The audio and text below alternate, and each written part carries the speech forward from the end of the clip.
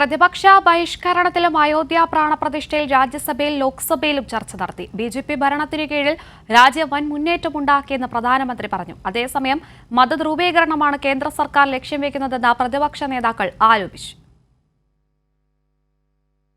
വിഷ്ണു തലമുരുട് കൂടുതൽ വിശദാംശങ്ങളുമായി. വിഷ്ണു,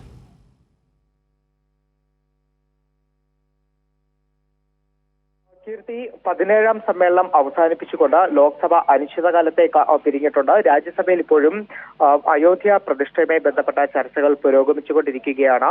ഇന്ന് ഈ ചർച്ചയിൽ ലോക്സഭയിൽ ആഭ്യന്തരമന്ത്രി അമിത്ഷായും അതോടൊപ്പം തന്നെ പ്രധാനമന്ത്രി നരേന്ദ്രമോദിയും പങ്കെടുത്തിരുന്നു.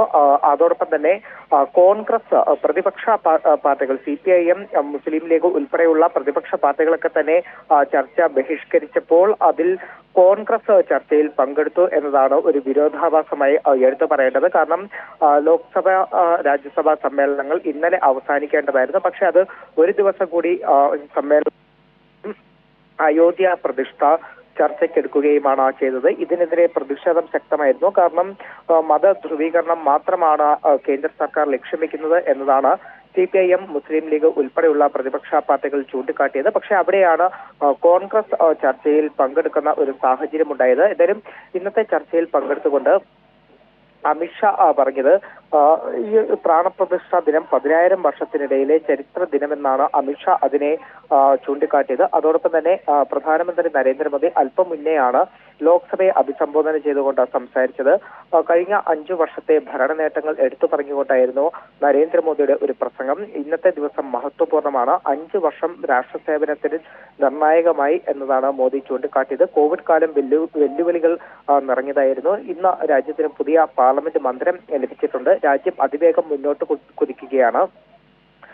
കാശ്മീരിലെ ജനങ്ങൾക്ക് സാമൂഹിക നീതി ലഭിച്ചു. അതോടൊപ്പം തന്നെ മുത്തലാഖ് നിരോധനവും ജമ്മു കാശ്മീരിന്റെ പ്രത്യേക പദവി റദ്ദാക്കിയതും പ്രധാനമന്ത്രി എടുത്തു പറയുകയും ചെയ്തു.